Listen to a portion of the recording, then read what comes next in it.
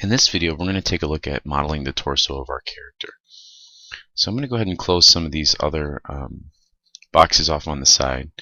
And what I want to do is I want to start to clean up my pivot points on my object. So I'm going to go to Modify, Center Pivot, and then I'm going to go to Modify, Center Pivot.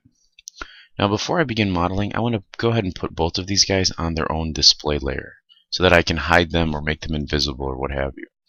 So go ahead and create a new layer and then double click that layer and name it Image Planes. And go ahead and hit Save. By going on and hitting the R, which is renderable but not selectable, we can lock our image planes so they're not selecting while we're modeling. Now the first thing I want to do is whenever I create a hand, a sphere, or a cylinder, or what have you, I always create it out of the same object, and that's a cube. So what I'm going to do at this point is I'm going to go ahead and set up another demargin tab. See how I have one here? I'm going to go ahead and create another one. So you can actually click this drop down arrow and hit New Shelf. And I'm going to just go ahead and name this New, or let's go ahead and name this demargin underscore modeling. And this is going to be my my shelf that has anything that has to do with modeling. I'm going to go ahead and hit OK. So I don't have to keep coming up here to hit the cube tool.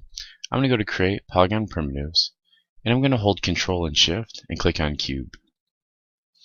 And now that's one of my favorite modeling tools. So when I select the cube tool, you'll notice it says drag the base on the grid, then pull up for the height. If your model, when you click on it, when you click the cube tool, it doesn't say that, but it just magically appears like this. What that means is you did not turn on interactive creation. And for the sake of this tutorial, just go ahead and turn on interactive creation. It's generally the way that I like to create my cubes. So I'm going to go ahead and just sort of drag out a cube that looks about the same width as the bottom of the shirt, and I'm going to pull that up. Now the first thing you want to do is always make a proxy model when you're modeling.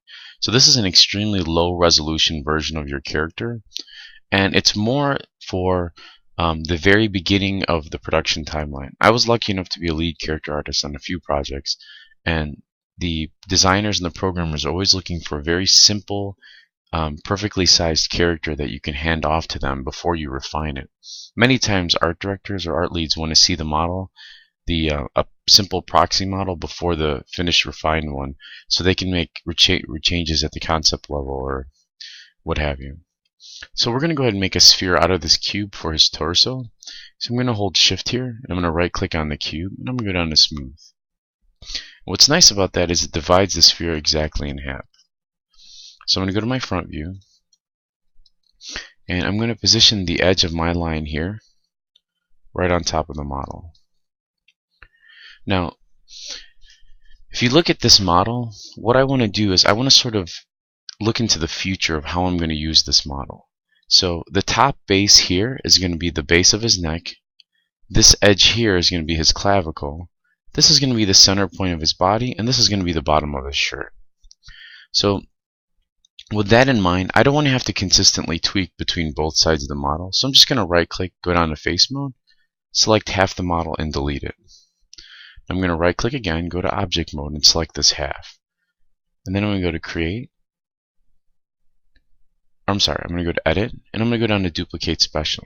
What this option will allow me to do is create a duplicate across my axis, my y-axis, that will be mirrored, and not just mirrored, it'll allow me to tweak one side, and it'll update on the other. And that option is called Instance. So go ahead and turn on Instance, and make sure it says -1 in the y-axis of the scale. I'm going to go ahead and hit Apply. So just like I said before, if I go to vertex mode, what you'll notice is it updates on both sides. Now, I'm really only concerned with modeling with the right side of his body for now. Now, what you might have noticed, let's go ahead and close this, is there's a little issue here. I can't exactly see my concept art. So there's a few options here.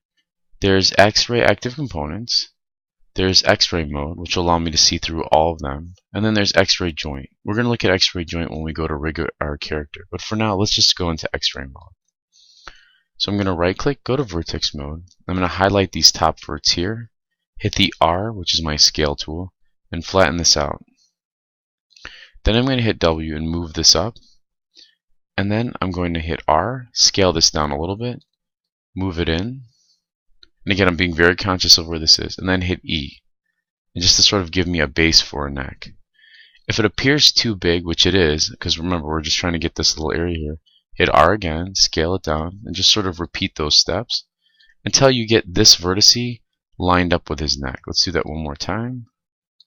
I'm going to move that up just a little bit, and then move that in. And that's a bit closer. You can see it's lined up here, and we can nudge these three verts in a little bit.